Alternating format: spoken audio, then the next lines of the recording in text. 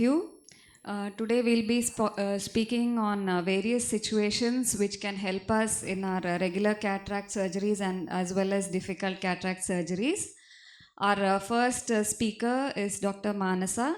Dr. Manasa is a cataract and glaucoma specialist. She works at PRS and Geetanjali Hospital, Trivandrum. She'll be speaking on the perioperative surprises in cataract surgery.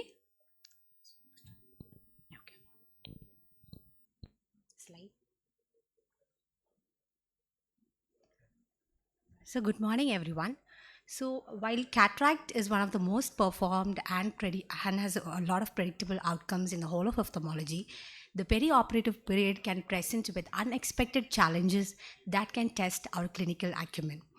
So the perioperative period is a time lapse surrounding the surgical act.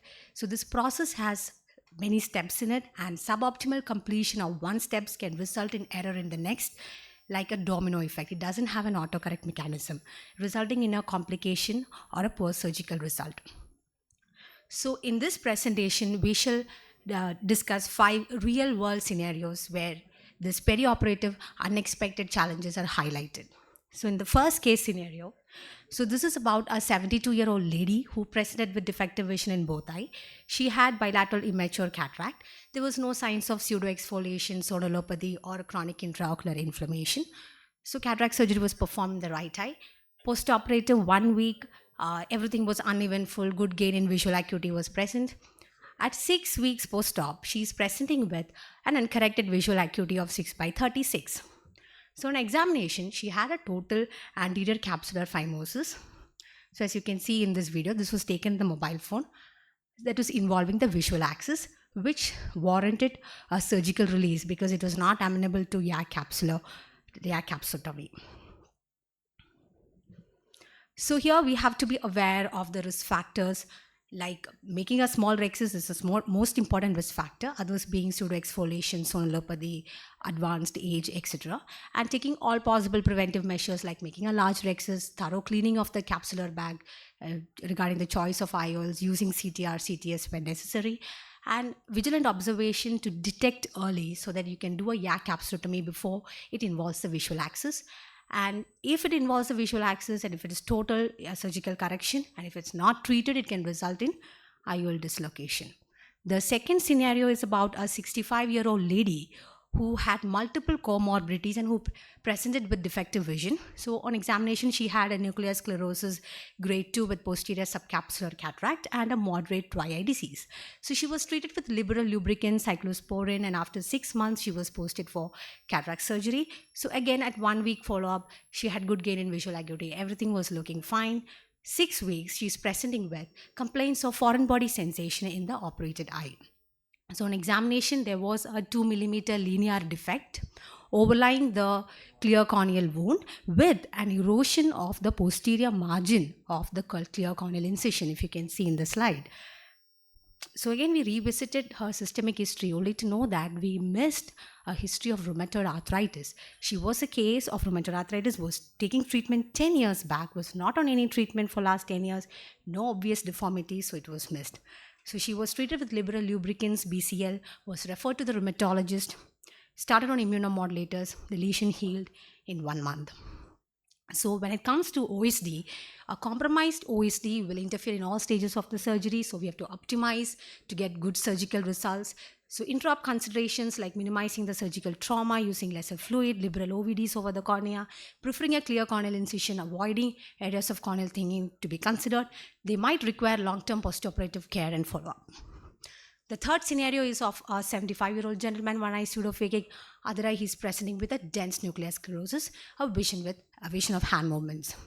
So under the microscope, in the OT, I was surprised. Under the microscope, there was absolutely no visibility. There was a lot of glare, low contrast, and why did this happen?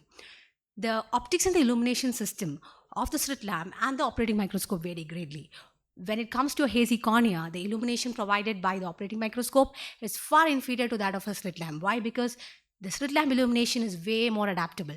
You can adjust the height, width, the angulation, the illumination of the slit beam to examine the intraocular structures through areas of clearer cornea.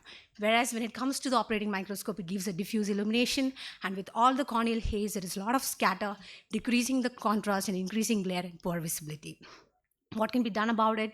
You can ask your assistant to hold the endo illuminator in the sides of the limbus to give an angular and oblique illumination when you perform rexus. And if the nuclear sclerosis is of a lesser intensity, the endo illuminator through a pars plana route also helps. The fourth scenario is of a 55-year-old female who presented with defective vision in both eyes. She was on long-term steroids for ITP. On examination, she had both eye posterior subcapsular cataract with a shallow anterior chamber. Gonioscopy showed occludable angles but less than 180 degrees. She has a family history of glaucoma. IOP was normal. Optic nerve head was healthy. So she was posted for right eye cataract surgery, and 1 week post-op, she's presenting with a best corrected visual acuity of 6/6 but with a -2 diopter surprise. So she had a very shallow AC and an IOP of 30 millimeters of mercury. So in a refractive surprise, first we revisit the biometry. So the pre-op IOL calculations was revisited. The anterior chamber depth pre-op was 2.45 millimeters. Post-operative 1 week, you can see the ASO-CT scan. The anterior chamber depth dropped to 2.3 millimeters. So B scan was done to rule out any suprachoroidal hemorrhage, ciliary body or a choroidal effusion. UBM was not available. She was started on cycloplegics and aqueous suppressants. The IOP at 1 week follow-up, her manifest refraction dropped to -0.25 diopters of sphere, and anterior chamber depth improved to 3.4 millimeters. So YAC PI was done and the patient's manifest refraction was stabilized. So this was a case of aqueous misdirection syndrome, rare, but it's good to know the risk factors. A female with shallow anterior chamber, hyperopic, they are at higher risk. And the last case is of a one-eyed elderly female.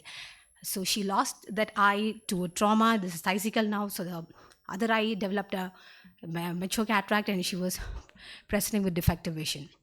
So the normal workup was done, the biometry was done, but the biometry kept on giving inconsistent results, varying from 22.19 millimeters to 24.72 millimeters. A B by A scan was done, some choroidal irregularity was noted, but anyway, the cataract had to be done. So this 24.72 was unfortunately taken, and post-operatively, there comes a +4 diopter surprise. So post-operative fundus examination, you can see a choroidal mass, a lumpy-bumpy appearance on the OCT, referred to a higher center, came out to be a case of lymphoma. So again, this is rare, but the message is when it comes to a refractive surprise, an ounce of prevention is worth a pound of cure. So we should anticipate these surprises in extremes of cases and adjust the IOL calculations accordingly. And another option is when we are planning both eyes, you can go for the non-dominant eye first and fine-tune the other eye later. And be aware of the factors that conform the biometry, like an ocular surface disease, and diagnose early and determine the cause. And if we don't find any error in biometry after ruling out all other causes, it might be an error due to any miscalculation of the effective lens position and management. See, not all patients might be symptomatic with a refractive surprise. It greatly depends on the individual. And if the patient is amenable to spectacle correction, go for it. If the patient has been using contact lenses earlier with a high anisometropia, yes, contact lens is an option, because a second surgery will always have the risk of drop in best corrected visual acuity and increased risk of infections. So, but in patients who want spectacle independence, can consider keratorefractive procedures, an IOL exchange, piggyback IOLs, depending on the scenario. So basically, these are the common surprises that we might encounter. Again, these are uncommon, but when it comes, it's a little unfortunate. So a detailed history and thorough clinical examination is very essential to achieving patient satisfaction after cataract surgery. And we have to identify subtle subclinical conditions, because most of the subclinical things will surface after a surgical stress. Thank you.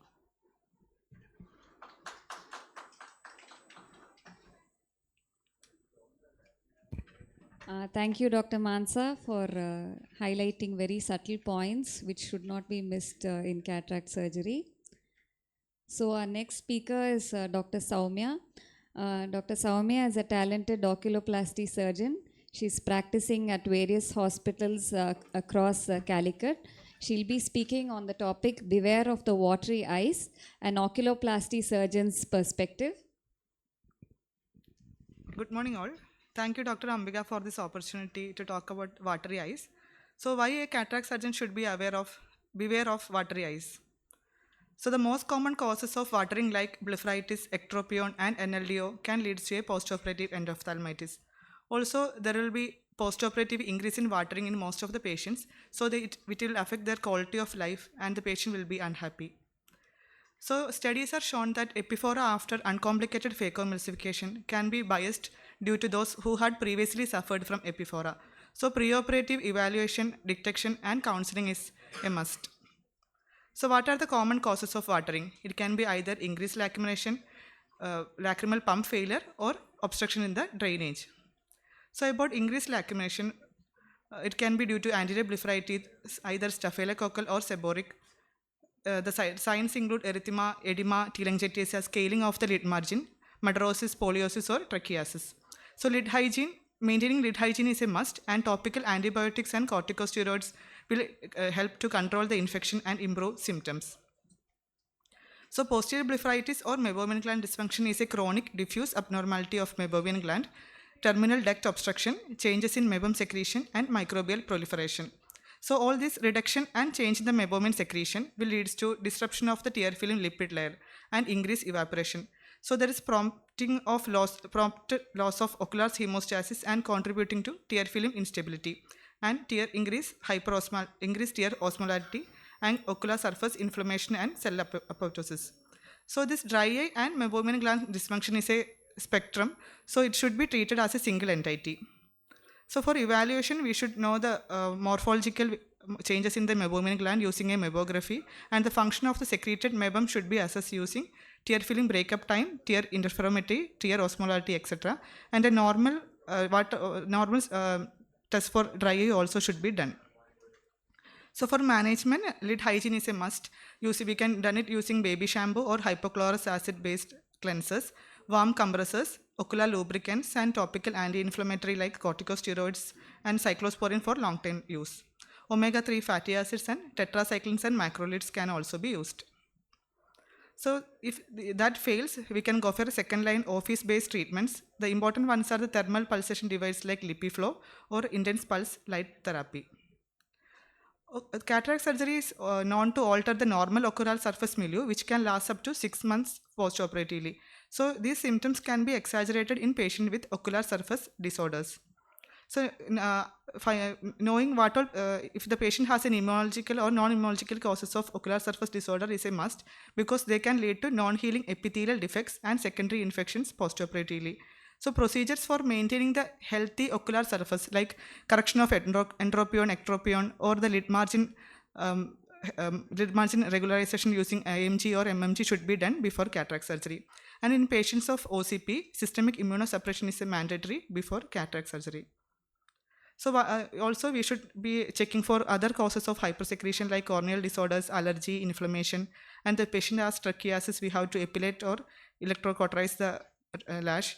And eyelid retraction, lag ophthalmos, and ectropion can lead to exposure of the conjunctiva and cornea and hyperlacrimation.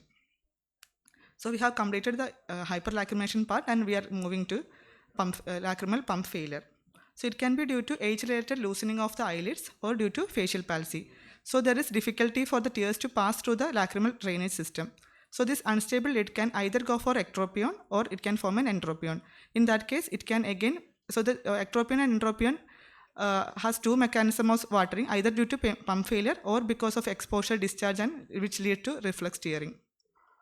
So, in these patients, we have to look for horizontal lid laxity and tone of orbicularis muscle, either using pinch test, snapback test, and medial and lateral canthal laxity also should be assessed. So, the patient will have a patent syringing, but the fluorescent dye disappearance test will be positive, that is retaining of the dye more than 5 minutes after installation.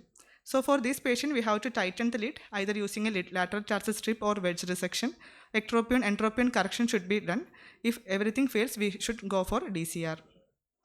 So, third is the obstruction of the lacrimal drainage system. So, the assessment of the lacrimal drainage system should start with inspection of the punctum. Size, site, and position of the punctum is very important. If there is any acquired stenosis, it can be caused by involution, inflammation, infection, or topical medication. The topical medication postoperatively also can produce punctal stenosis and watering. So eversion of the punctum and away from the tear plaque, that is known as the punctal ectropion, should be picked up. A red swollen pounding punctum can be a sign of canaliculitis.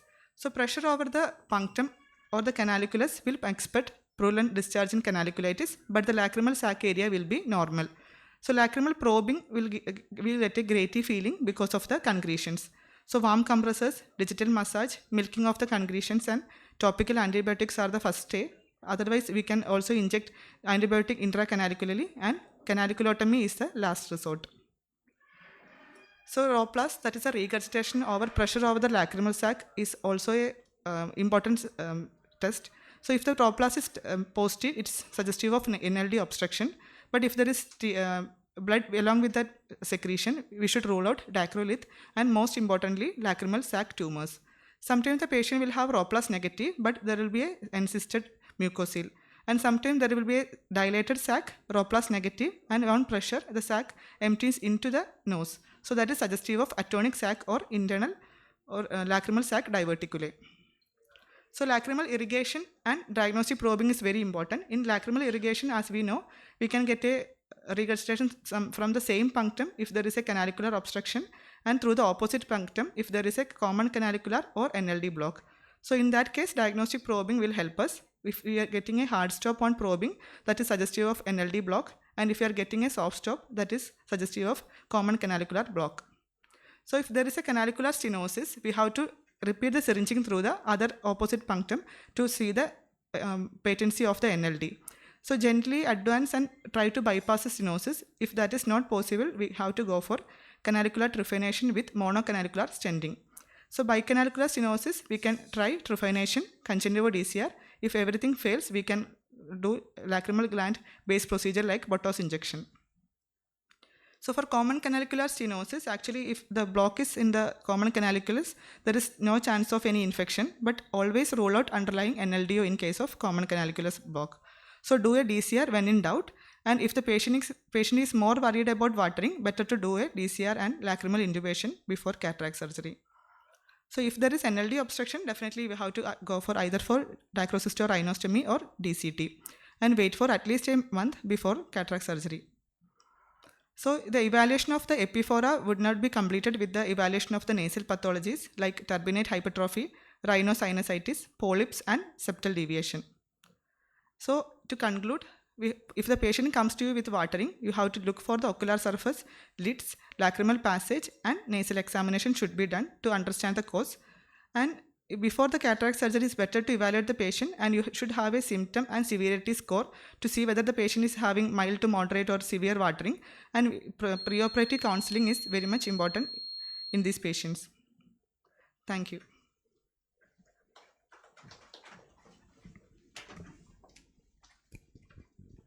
Thank you, Dr. Soumya, for highlighting aspects about oculoplasty and how it's important to take care of the nasolacrimal apparatus. Next, we have Dr. Ambika Shetty. She is cataract and anterior segment surgeon and medical director of Gitanjali Eye and ENT Hospital, Trivandrum. She'll be talking to us about management of intraoperative floppy iris syndrome, taming the floppy iris. Over to you. A warm good morning to all of you. So small pupil is already a little kind of a challenging situation for cataract surgeons. But a small pupil for whom sphincterotomies don't work, for whom mechanical stretching also doesn't work. So this is the situation of the floppy iris. So today we'll be speaking about taming the floppy iris. So intraoperative floppy iris syndrome is characterized by iris billowing. That is, the iris starts fluttering like a parachute in a breeze. Then there is intraoperative meiosis. There is iris prolapse through the phaco and side port incisions. So the reason being, usually patients are on alpha blockers. The most common drug that is attributed is tamsulosin, which is an alpha 1A specific blocker. So this actually weakens the dilator muscle, and there is unaffected constrictor muscle action, which is responsible for the floppy iris. So if you look at the Indian population, around 4.78% of our cataract patients are on tamsulosin and other medications which can cause IFIS. So the range of complications can vary from just a mild iatrogenic iris injury, a severe iridodialysis, hyphema, and commonly PC rent and vitreous loss.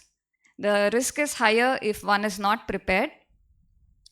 So before starting the surgery, it's very important to classify whether the case is mild, moderate, or severe variety. This can be done easily by assessing the preoperative dilatation. So it's important before you start surgery to anticipate.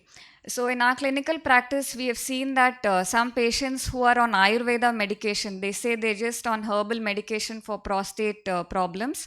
So even they have developed IFIS. So it's important to take a very thorough history. Sometimes patients may not reveal that they're taking herbal medications. And during the clinical examination, it's important to check the pupillary reaction and what is the preoperative dilatation. It's very important to have a standard protocol. So you have to train your counselor and OT staff regarding how to manage these cases. These patients have to be counseled that there is a higher risk as compared to regular patients, and also OT staff have to be prepared with the extra steps, whatever is needed for this particular case. So when you start the surgery, it's important to to have well constructed wounds. It should be watertight and the entry should be anterior to the iris root. Then the next thing is, before starting your capsulorhexis, inject adrenaline into the anterior chamber to maintain the intraoperative mydriasis. The capsulorhexis size should be adequate, and if required, you can make it below the pupillary margin.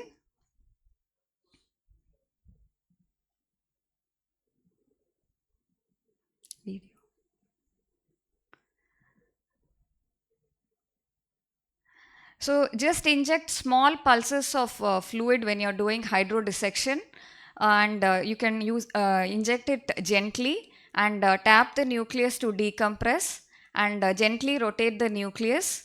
So this is the most important step to prevent iris prolapse. And when you're going for nucleus emulsification, use minimal vacuum. You can it's better to prefer trenching methods, and also if you know mechanical shop that works better in such situations. Whenever the iris prolapses out, inject OVD and reposit the iris back.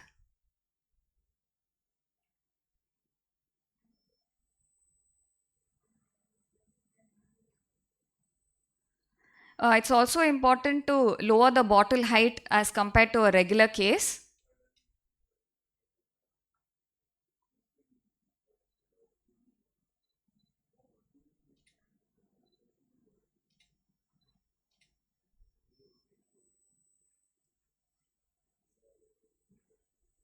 So in case the iris prolapses out through the side port, you can reposit the iris back from the adjacent wound. Then again inject oculoviscous device and then proceed with the surgery. While injecting the phaco probe, it's very important to be gentle and enter in a very careful manner so that you don't engage the pupillary margin. And the emulsification should be done at the level of the anterior chamber or slightly in the capsular bag. It should not be directly at the pupillary margin because you will increase the turbulence over there.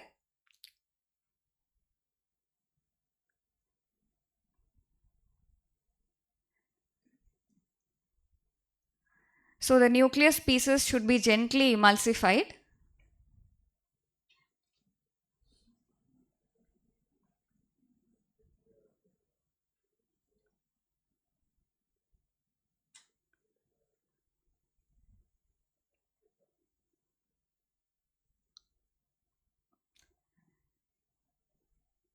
So when you are going to inject the intraocular lens, ensure that you inject the cartridge very gently. And while doing the cortex aspiration, ensure that you're visualizing the cortex and then doing the aspiration. So, Muscat and Bellani have shown that when we use topical atropine sulfate and intracameral non-preserved epinephrine, around 90% of cases have excellent pupil dilatation without any signs of IFIS. So, preoperatively, medications such as atropine, homatropine, cyclopentolate have been used to maintain the dilatation, and NSAIDs also have been used. This also contributes to maintaining intraoperative mydriasis. Intraoperatively, you can also use adrenaline, phenylephrine, and lignocaine. So, Dr. Steve Arshinoff has described a tri-soft shell technique for IFIS, in which a viscoadaptive viscoelastic is injected first. This coats the corneal endothelium and also it pushes the iris down. Next, a viscoadaptive viscoelastic is injected to maintain adequate volume in the center of the anterior chamber. This also blocks the prolapse of the iris. And then the third is the layer of fluid, that is the xylocaine phenylephrine or BSS. This actually is injected just in anterior to the lens capsule. This provides a space where there is least resistance to capsulorhexis.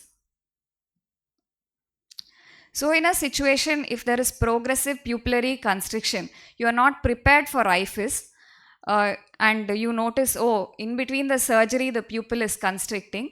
So, it is best to just stop phacoemulsification at this point of time and then shift to a safer technique.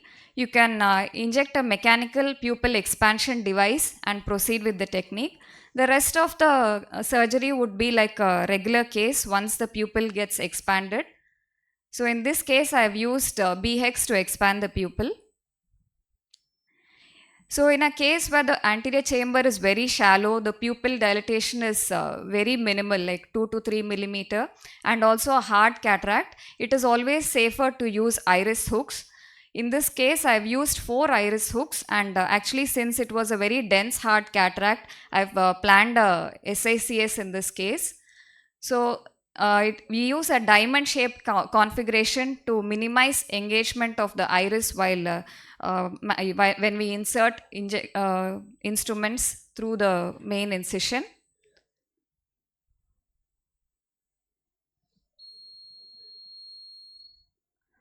So, once the wound is extended, the nucleus is gently prolapsed into the anterior chamber.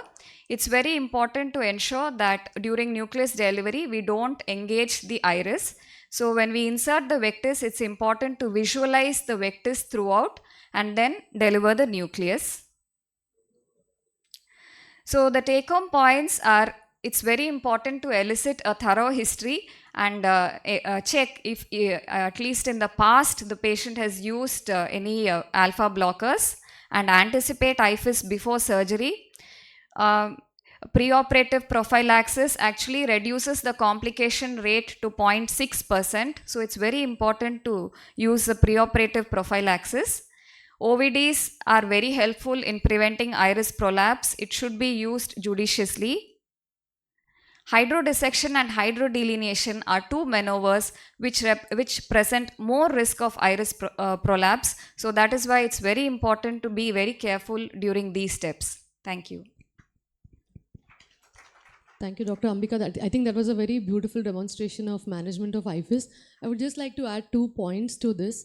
One important point is, like, if you're beginning a case, you're not sure whether it's an IFIS, or if you know that there are subtle signs of IFIS and you see a small pupil, please don't go and stretch this pupil, because if it is an IFIS, it is going to worsen the further management. If you feel it's a small pupil and you need more visualization, either please directly use hooks or a ring.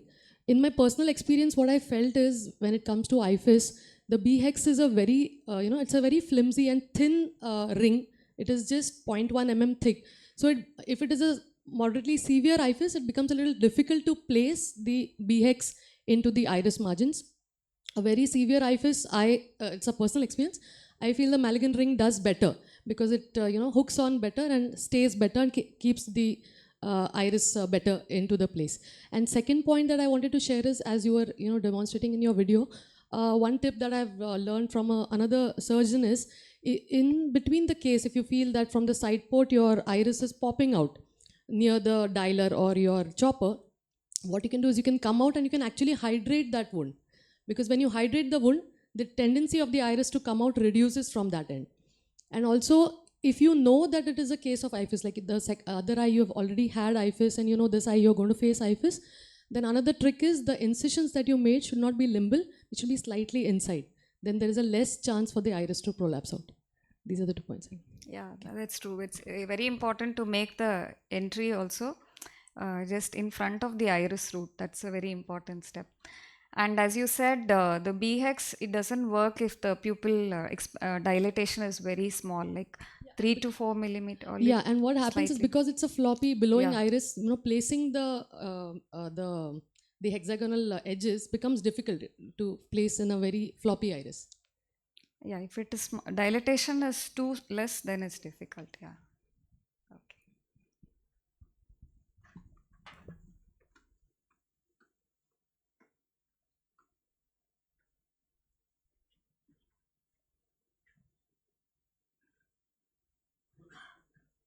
Next.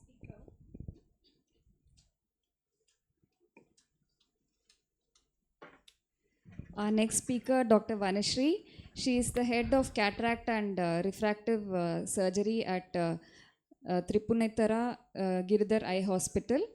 And her topic will be a stepwise approach to minimizing corneal endothelial damage. Okay. So good morning, everyone. Thank you, Dr. Ambika, for including me in your wonderful IC. Today I'm discussing a stepwise approach to minimize endothelial damage in cataract surgery.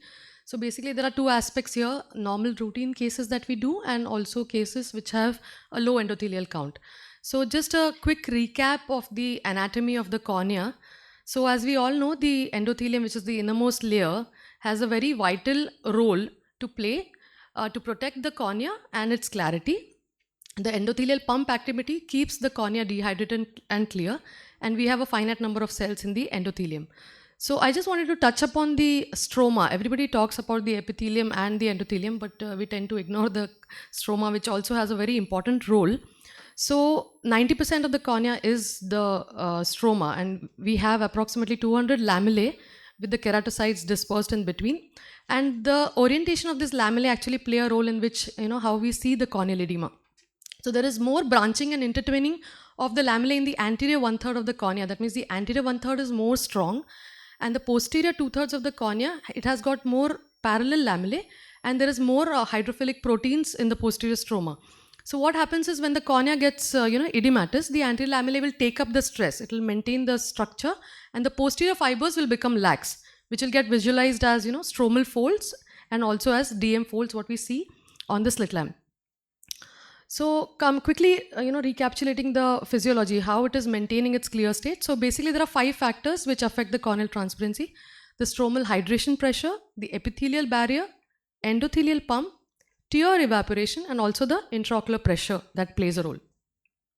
So why do we need to protect the endothelium? So we know that there are a lot of tight junctions and adherence junctions, and there are these sodium-potassium ATPase and bicarbonate-dependent ATPase, which counteracts the water imbibition into the stroma. So now these endothelial cells are a finite number, and the cells which are lost, the other cells will just cover up, they'll enlarge in size and cover up that area. So the loss or damage to these interconnected cells results in increased water imbibition into the cornea. So we have the endothelial cell count, which is around 3,000 to 4,000 at birth, and there is an attrition every year. And the critical number will be 500 to 700 cells. After that, the cornea will decompensate. So we have some diseases like the Fuchs endothelial dystrophy, then the ICE syndrome, where the counts are going to be low to begin with, and it may have a very damaging effect during your cataract surgery. So we need to be careful here. So what happens during cataract surgeries? There is a mechanical trauma to the cells due to manipulation, also the thermal effect because of your phacoemulsification, chemical effect because of the medications that we are using intraoperatively. So this causes an accelerated loss of the endothelial cells. especially in old age, dense cataracts, patients who are already on anti-glaucoma medications, they are more at risk. So let's have a look at a stepwise approach. So first we need to identify vulnerable patients, intraoperatively what precautions we can take, and postoperatively how do we manage it.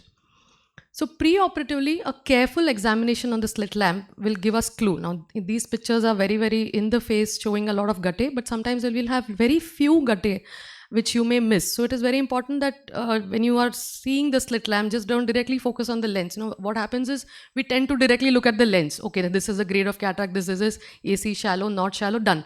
We forget to see the endothelium. So I think it's very important we assess that. Keep in mind how dense is your cataract, is the AC shallow, what is the specular count, and especially patients who have had long-term glaucoma medications, they are also vulnerable to have a weaker endothelium. So intraoperatively, what will help is, first of all, minimal manipulation with instruments. So, the side ports, the main wound that we make, we have to be careful with the way we enter so that we don't damage the Descemet's membrane. Use a low flow, low IOP phacoemulsification that will cause minimal turbulence within the AC. Also use of torsional phaco systems, they say, have less turbulence or chatter, which will prevent damage to the endothelium. And using the appropriate viscoelastic, again a very important point. So as Dr. Ambika was mentioning, again the soft shell technique becomes very important over here because the dispersive OVD will go and coat the endothelium, and the cohesive or adaptive viscoelastic, which is in the center, will help us to do all the maneuvers that we want to do. So we need to protect the endothelium with a good dispersive viscoelastic which will stay there, minimizing the damage to the endothelium. So I think I already told about this. So keeping the infusion off while entering the eye, that is very important because that prevents your DM getting sloughed off. Use disposable single blades to avoid DM detachment. Careful during hydration and judicious use of the phaco energy. Staying in the safe area. I'll come to the videos. Are both playing? Yeah. So here if you can see, you take your time, make your side ports well. When you go and make your main wound, be slow and gentle and keep an eye on the endothelium. So that endothelium and the Descemet membrane, which is a thin transparent structure which you may miss seeing that you have, sloughed off. Also when you are entering for implanting your IOL, be careful that you are gentle over there, and hydration of the wounds. If you look at the second video, I'm doing a hard cataract over there. The phaco tip should remain in the center of your wound. Sometimes we forget and it is nudged at the edge and it can cause a very bad wound burn. I'll come to wound burn next. Here, when you're doing the phaco, ensure that the pieces don't go and hit the endothelium. Use your second instrument to keep the pieces down. And if there is chatter, then see your phaco settings, whether they are proper or not. Now, when you're entering with your bimanual, keep the infusions off. Don't keep them on initially because that can, damage the side ports. Just touching upon hydration. When you hydrate the wounds, go and hydrate the walls. I usually avoid hydrating the roof because that is the time when you can, go and cause a DM detachment over there. And if you're noticing a small DM detachment, then be careful that you put an air bubble. Okay. Do I have time or have I overshot the time? What is the... Okay. Yeah. So all of us want a picture like this on day one. We are happy when we see a clear cornea on for day one. We want specular counts which are, remaining almost the same pre-op and post-op. But sometimes we are disappointed and we have a picture like this, and we hope that we go from picture 1 to picture end in our journey of doing cataract surgeries. And I think what happens is sometimes there may be retained viscoelastic at the end of the surgery if you have not cleared off visco well, and what you'll have is there will be no stromal edema here, but there will be microbullae. So this is where there's just raised intraocular pressure and you need to give IOP lowering agents. Coming to DM detachment, if there is a localized detachment, localized corneal edema that you see more near the wounds, think of DM detachment. And the definitive way to know it would be to do a ASOCT. That will give you a picture whether there's a DM detachment. If there is a big DM detachment, you cannot just leave it alone. You'll have to go put in an air bubble or SF6 to help reattach it. Coming to wound burns, as I demonstrated in that video, you need to keep your phaco tip in the center of the wound. Sometimes what happens is if you are not aware of where you are, you may be hitting onto the side walls, and the thermal heat will cause that area to have a burn. And if there is a burn, then the collagen, it shrinks, and this wound will not oppose on its own. It will need multiple sutures to close. So this is the dreaded complication that can happen. You need to be careful here. Also, when there is a hard cataract, we tend to use a lot of viscoat or dispersive OVD. It has a thermogenic effect. Also, it can go and clog your phacoprobe, and that leads to wound burns. Quickly telling about TAS. So this TAS is a rare thing, but it can cause limbus to limbus edema and inflammation in the anterior segment. It is because of the enzyme cleansers or preservatives, and it is basically a non-infectious cause, but it is very damaging to the eye. So coming quickly to the management. So if you see there is a lot of stromal edema that is there in post-operatively, then that is mainly because of the inflammation. So what helps here is the topical corticosteroids. Adjuncted to that is hypertonic saline or alignment that help to deturge the cornea. Rho kinase inhibitors also have a similar role, and if there is a raised IOP, please use anti-glaucoma medication that will help clear off the corneal edema. Coming to the surgical intervention, DM detachment, as I already told you about air bubble, SF6, sometimes suturing of the DM may also be required. Wound burn needs definitely a lot of sutures to close, and if the cornea has already gone into decompensation, then we need help of our cornea friends. Maybe go for a DM stripping, endothelial keratoplasty, or a DMEC. Thank you. Thank you, Dr. Vanishri, for highlighting how to take care of the corneal endothelium. So we've learned it through the years that it's very important to understand the corneal endothelium before starting the surgery. Actually, I would prefer doing a specular microscopy for every case, so that even if you have missed clinically, it's a way to pick up if the patient has a low endothelial count.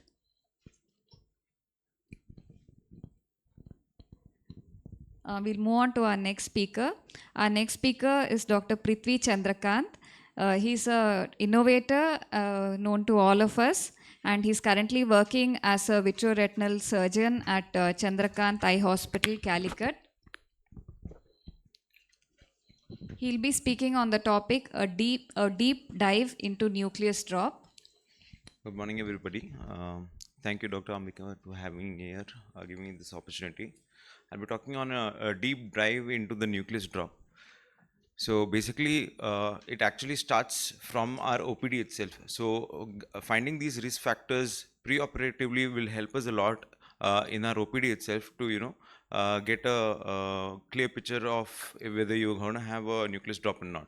So the first things which would be is weak zonules. So where can we expect these kind of weak zonules? One is in a case of pseudoexfoliation, another mature, mature cataracts, and then any history of previous trauma would actually give you an idea on that.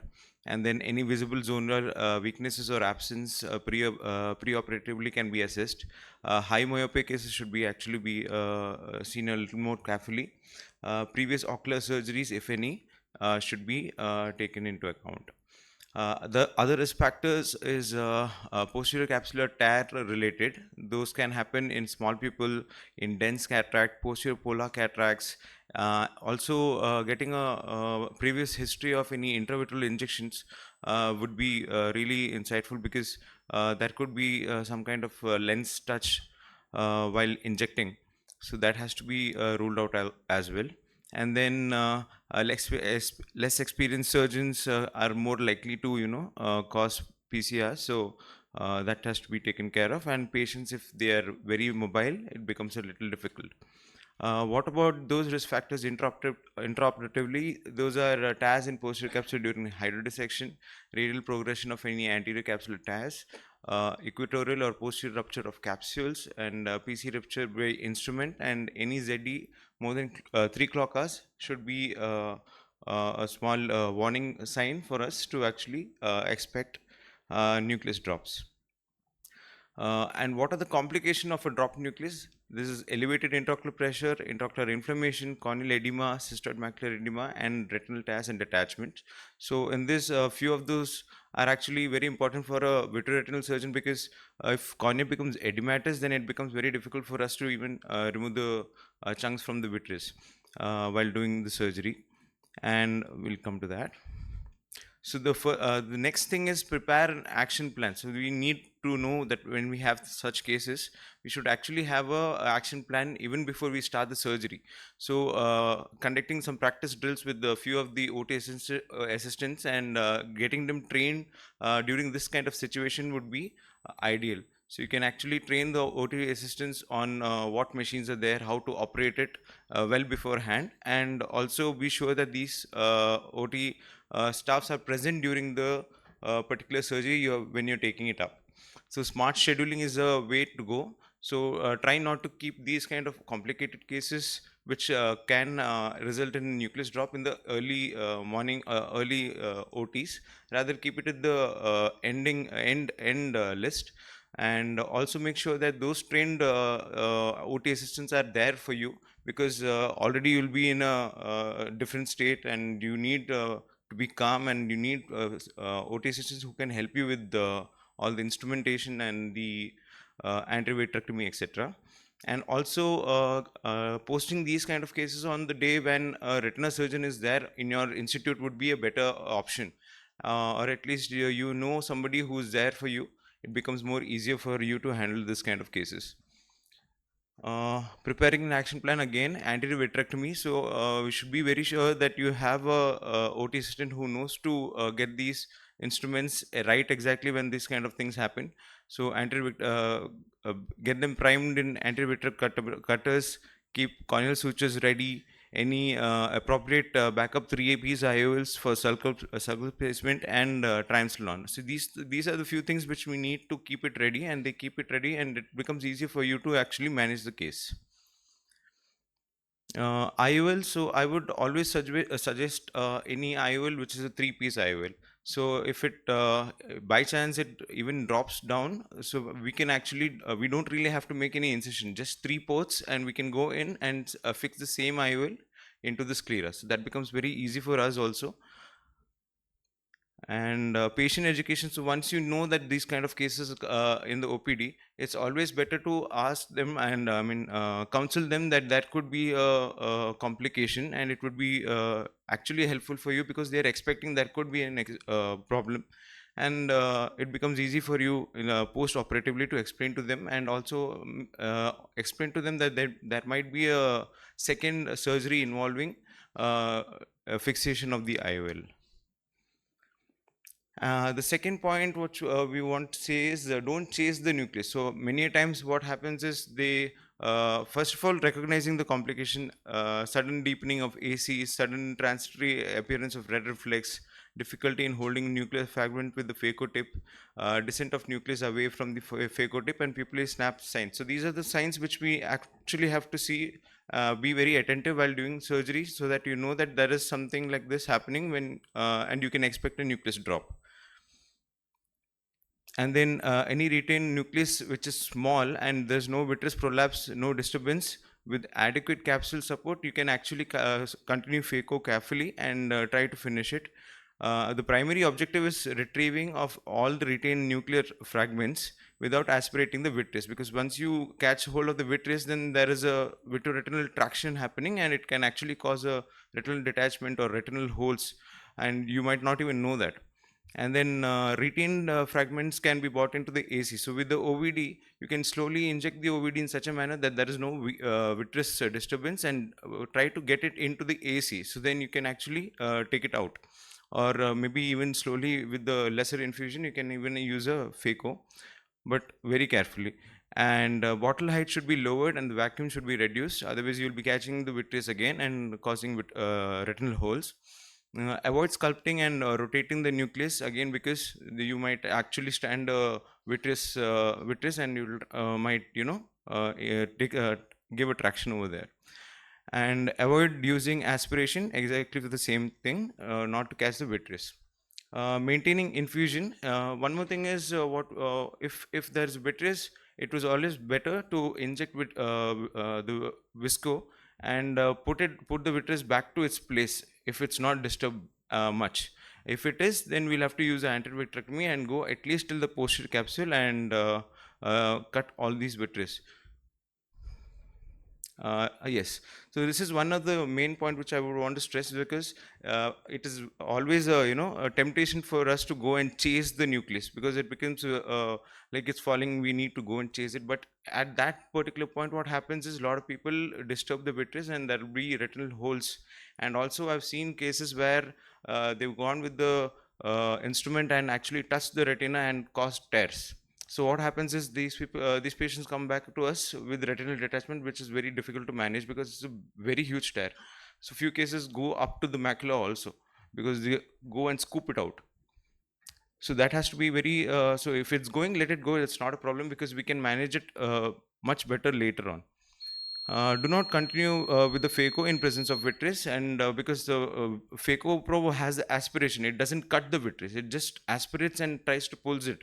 So what we do is we need an anterior vitrectomy which can actually cut the vitreous. So having maximum cutting rate available on your machine, that you should use that vitrectomy, and then with low vacuum and low infusion pressure. Another thing is you can also use intracameral transplants to find out if there is vitreous in the anterior chamber, and try to use a anterior cutter. Suturing the wound would be very helpful for us. It would be really good if it's interrupted. If not, you can even do a cross suturing, and also the side ports and the main ports both should be sutured well. Yeah, IOL of choice is 3-piece, because we can always use that to do the SFIL later.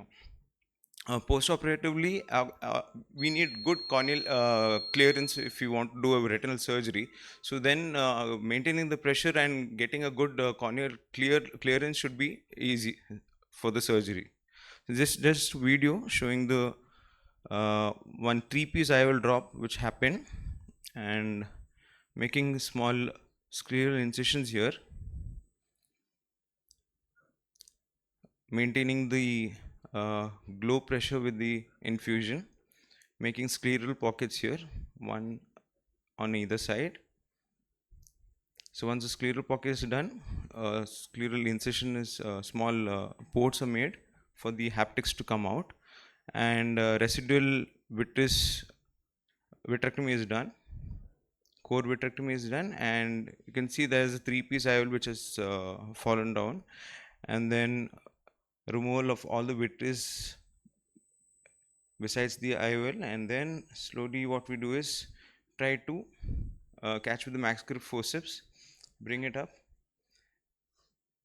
and slowly with the max grip forceps holding the tip of the haptic, we bring it out. So this can be done meticulously, and that's about it, because we don't really have to make a big incision. We just need 2-3 ports, and this haptic is put in the tunnel, the scleral pockets, and suturing is done, absorbable sutures. So that is it. So that becomes so easy for us if yeah,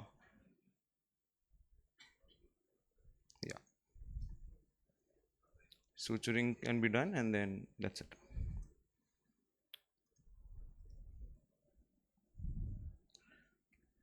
Yeah, thank you.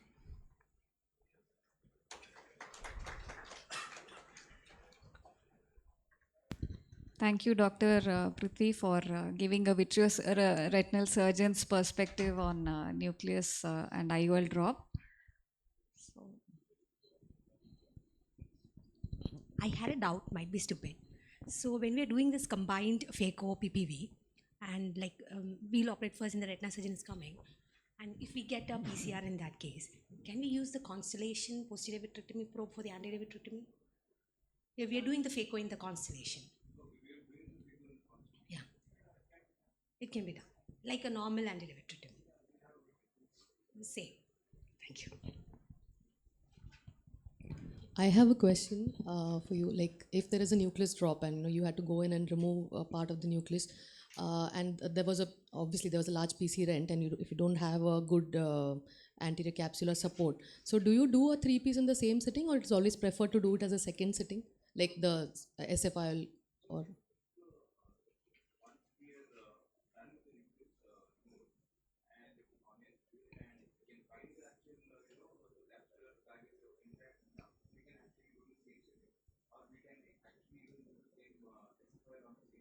Okay. Clarity. If it is a complicated case, if the corneal edema is there, or there's more inflammation, it is better to do and do a second procedure. Yeah. Okay. I just wanted to highlight one point. You already mentioned it in your slides about pupillary snap sign.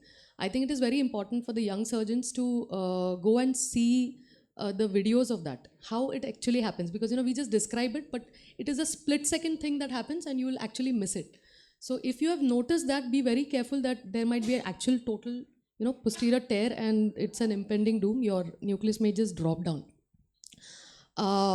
If it is a small piece, like maybe the last piece of phacoemulsification, and you went and there was a rent, and if now the piece is entangled in vitreous, it is not going to get caught in the phaco probe.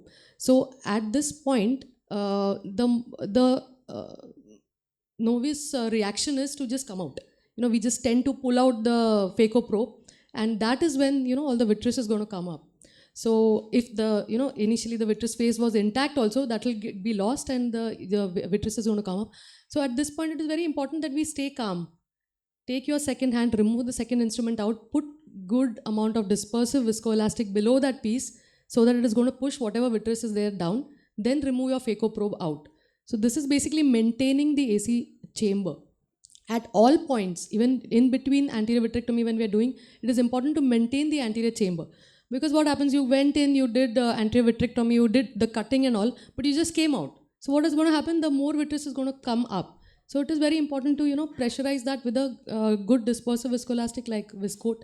Your HPMC doesn't work here, so please keep Viscoat standby in your OT whenever you have a difficult case. That's a point I wanted to add. Yeah, that's a very good point that Dr. Vanishri has shared. So actually this reflex takes some time to happen. In the beginning, when one sees a PC rent or, which is, it's a natural tendency to kind of panic. So yeah, as she said, it's important in the beginning of the day to just revise your OT list, see which are the difficult cases. And in my personal experience, actually, I would post them as case number 3 or 4, where you've already started the OT and your staff also are kind of tuned. And then case number 3 or 4, you're a little more energetic as compared to if you post it towards the end of the OT where you're a little exhausted. So that would be one thing. And then also before this case, it's important to pause and then try to mentally revise. Okay, so what if something happens? How am I going to respond? So do that mental revision and then go ahead. Things will be a little more easier, I feel. Take a deep breath and then proceed and take your staff also into this thing, because they also tend to panic. If you tell them take out the cutter, they all go into a panic mode. So you need to have a trained staff for that. And polar cataracts is again one place where you expect that if there is a rent, it is just going to, because it's a through and through rent, it might go into a drop. So that's where a VR backup is what we prefer in our institute. Like if there is a polar case, we'll always tell them that, inform them and keep that we may need your help in the OT. But it is posted as a last case so that if they need to come in, then the further list doesn't get affected. Any more questions?